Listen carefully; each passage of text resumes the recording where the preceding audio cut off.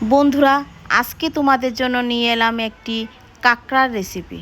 তোমরা সবাই দেখতে থাকো আমি এই রেসিপিটা কিভাবে তৈরি করি।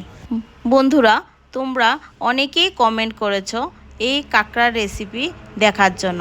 ফাইনালি আমি আজ এই রেসিপিটা তৈরি করে নিলাম। বন্ধুরা, আমি তো কাঁকড়া কাটতে জানি না, তার জন্য আমার জামাই আমাকে কাঁকড়াগুলো কাটতে সাহায্য করেছে।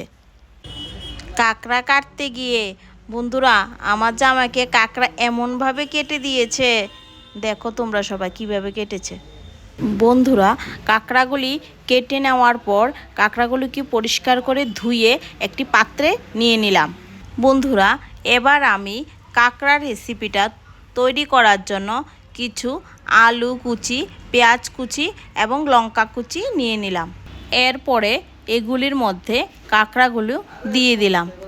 এবার আমি এগুলির মধ্যে লবণ, হলুদ, মরিচ গুঁড়া, জিরা ধনিয়া দিয়ে দিলাম।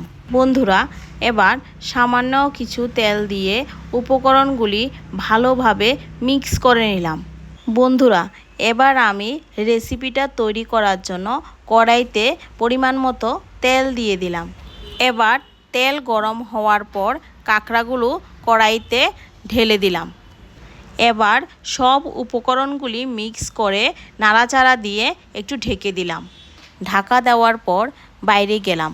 বাইরে গিয়ে আমাদের বাড়ির উঠান থেকে কিছু বিলাতি ধনেপাতা নিয়ে আসলাম।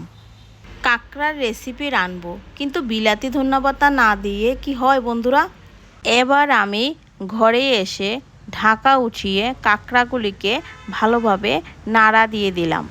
বন্ধুরা, তোমরা কে কে কাঁকড়া খেতে ভালোবাসো আমাকে কমেন্ট করে জানিও। বন্ধুরা, এবার আমার কাঁকড়ার রেসিপিটা কমপ্লিট হয়ে এসেছে। নামানোর আগে আমি কিছু কুচি করা ধনেপাতা দিয়ে দিলাম। বন্ধুরা, আমার এই রেসিপিটা কমপ্লিট হয়ে গেছে। বন্ধুরা, তোমাদের কার কার আমার এই রেসিপিটা ভালো লেগেছে আমাকে কমেন্ট করে জানাবে।